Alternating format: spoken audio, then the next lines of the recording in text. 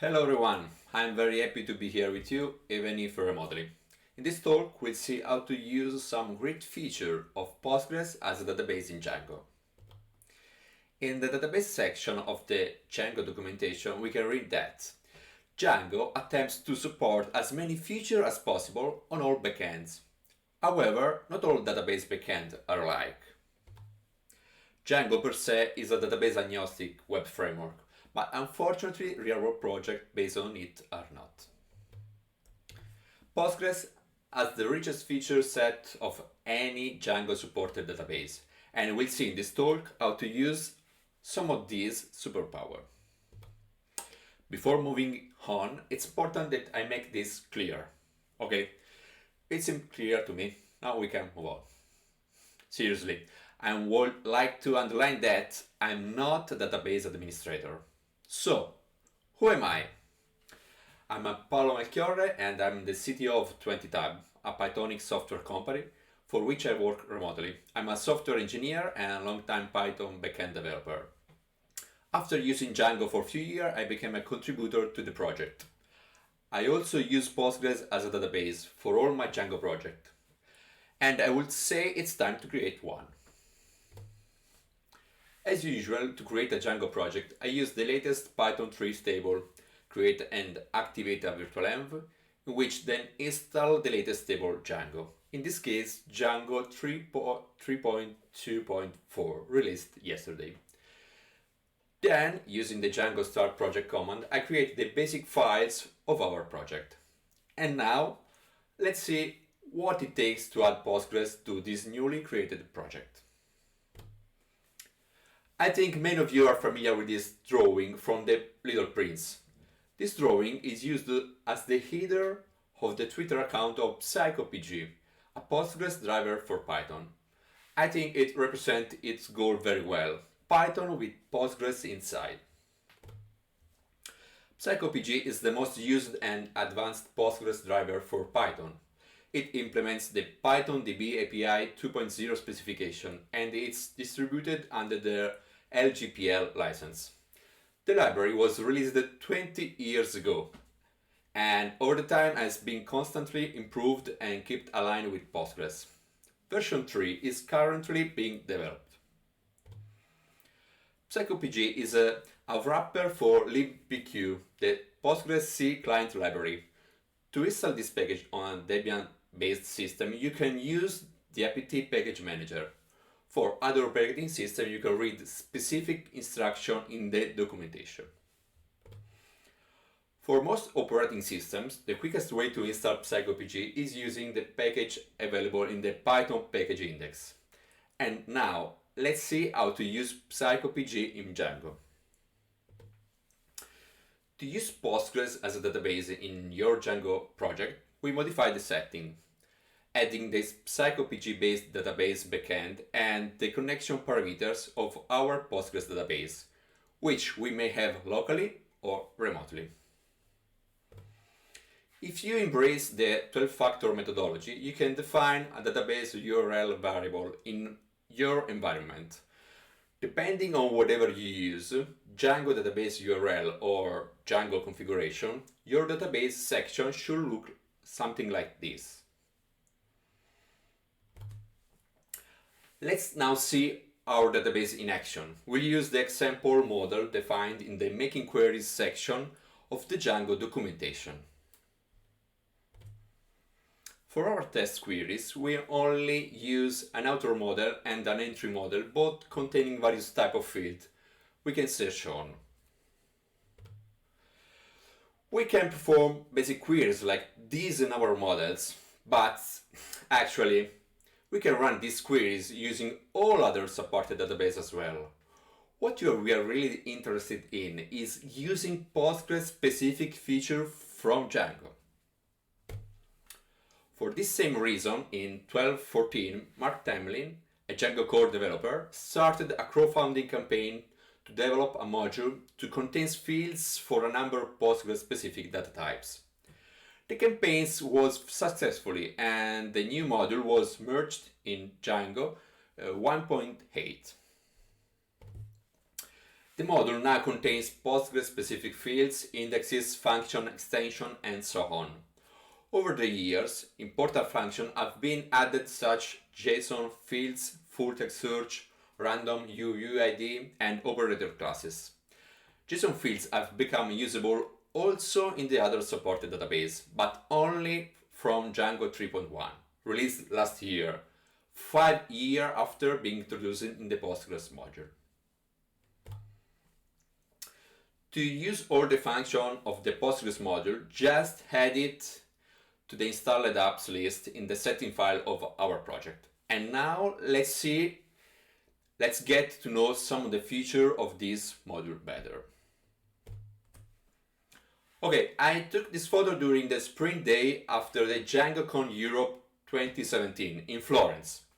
And that day I completed a pull request to add a database function in the Postgres module for Django 2.0. I was helped that day by Mark Tamley, the original creator of the Postgres module, and by Marcus Alterman, a Django core developer, both in this photo. The database function I'm talking about is random UUID. The random UUID database function returns a version 4 UUID. It's contained in the pgcrypto module that provides cryptographic functions for Postgres. It can be activated using the crypto extension migration operation. But from Postgres 13, this function is included in core. To see the function in action, we had a UUID field in our entry model. This field uses Python UUID class, and only when used on Postgres, this stored in a UUID data type. The database will not generate the UUID for you, so it's recommended to use default. But note that the UUID for callable is passed to default, not an instance of it.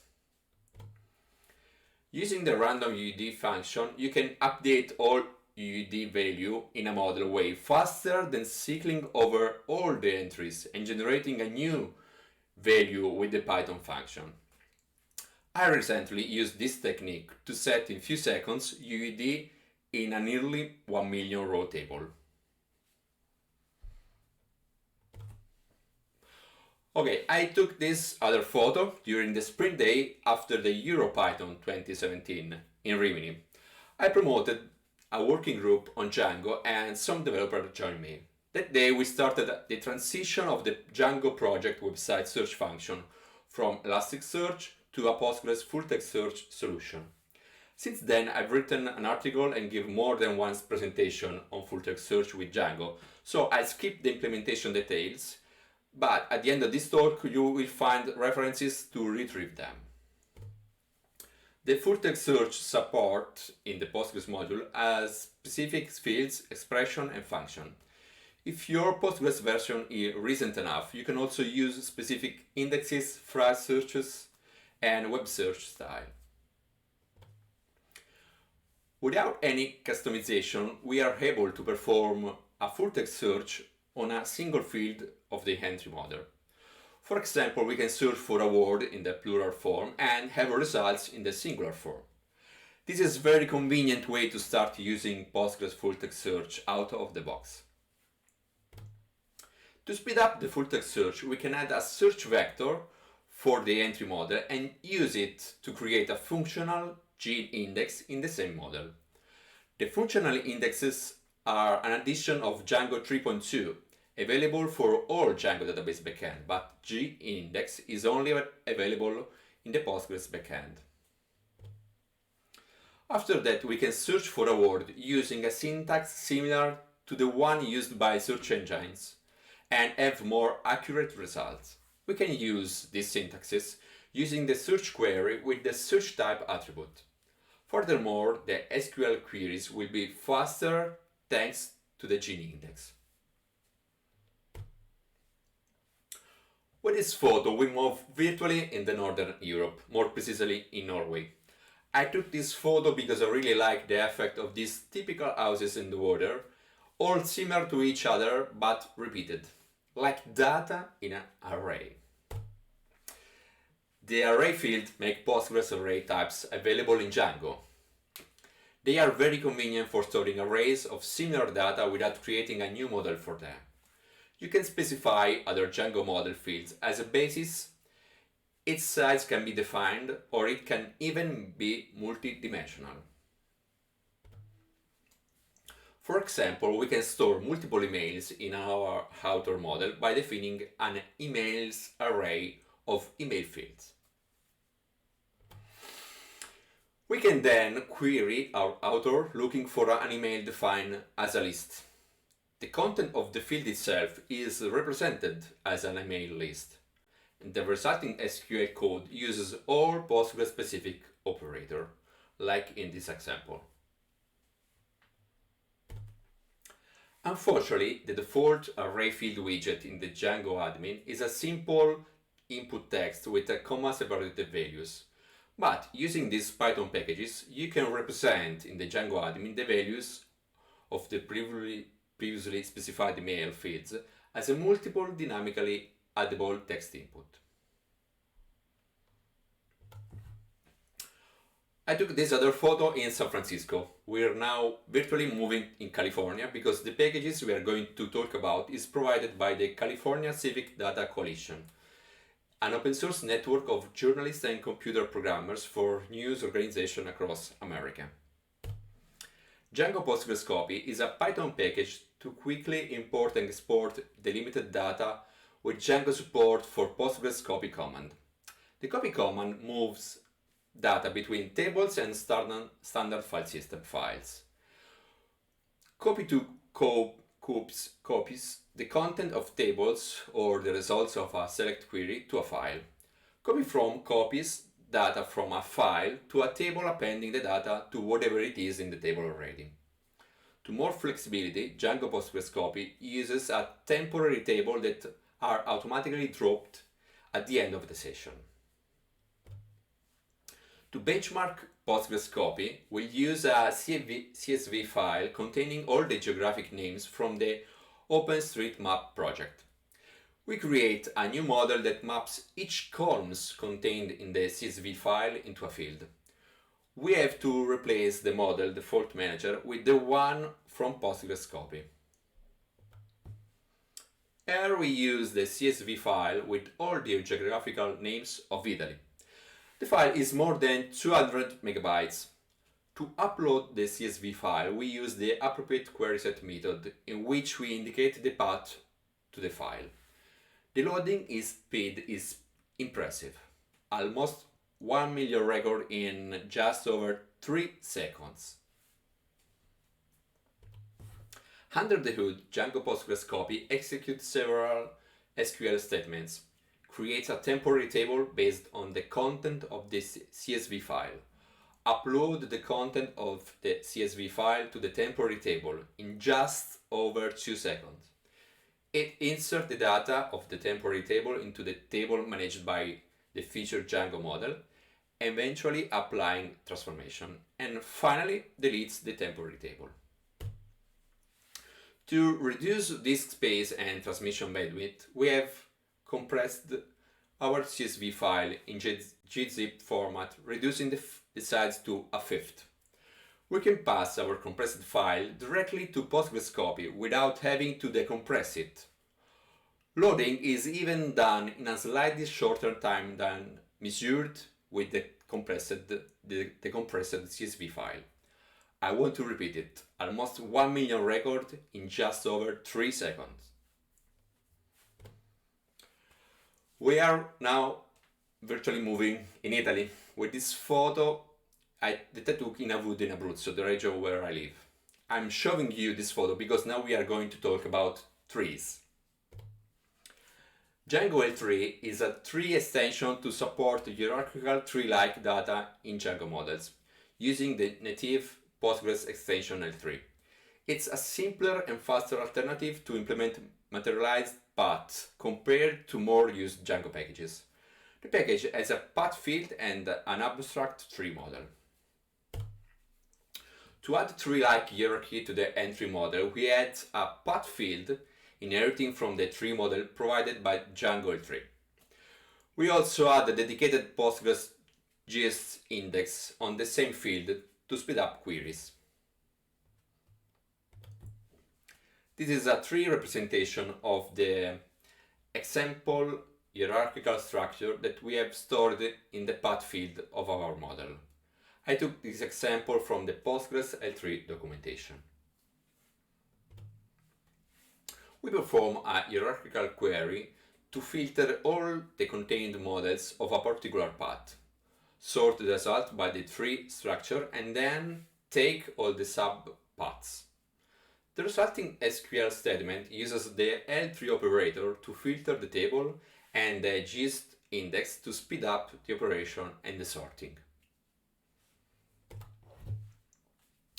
With this photo, we are now virtually moving on the path of my last hike on the Italian Apennines. I already used this photo in my recent talk about maps with Django, which you can read on my blog, but I want to briefly talk about the geographical extension of Postgres used by GeoDjango. PostGIS is a Postgres extension and it's also the best database backend for GeoDjango. It internally integrates spatial data and has a special data types, indexes, and functions.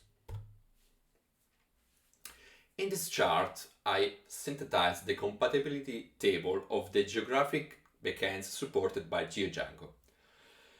In the GeoDjango documentation, there are 3 compatibility tables for spatial lookups, database function, and aggregate function. As you can see, PostGIS is the only geographical backend that supports 100% of the feature. If you are interested in using this feature, you can see my previous talk. There are also many other Postgres-specific features that can be used directly in Django. For example, you can use a lot of indexes and aggregation function only available in Postgres. You can also use the trigram extension to perform fast searching for similar string. There are also specific fields only available in Postgres, like range fields and case-insensitive text fields, and more. Before saying goodbye, I want to share with you some tips based on my experience as a Postgres user with Django. Reading the documentation in the Django website is full of information about the Postgres module. Read the details about this feature in the Postgres website. It's helps you to understand how things work under the hood. Read the source code of both projects in GitHub because there is something you can learn only from the code. Search also for questions on Stack Overflow, but try to answer questions by yourself instead of reading answer. Last but not least, you can also study this talk because it is released with a Creative Commons license. The PsychoPG3 library is under active development and you can use this contact to learn more about it, get involved and also sponsor its development. The company I work for, 20tab, is one of the sponsors of this library. In 20tab we have developed many Django projects using Postgres. You can find more about our open source project and our Platonic works using these contacts. To find out more about my personal work with Django and Postgres, use all my contacts. Using this QR code, you can download this presentation on my website. Thanks again for having me. Enjoy the next talk in the conference. Ciao a tutti.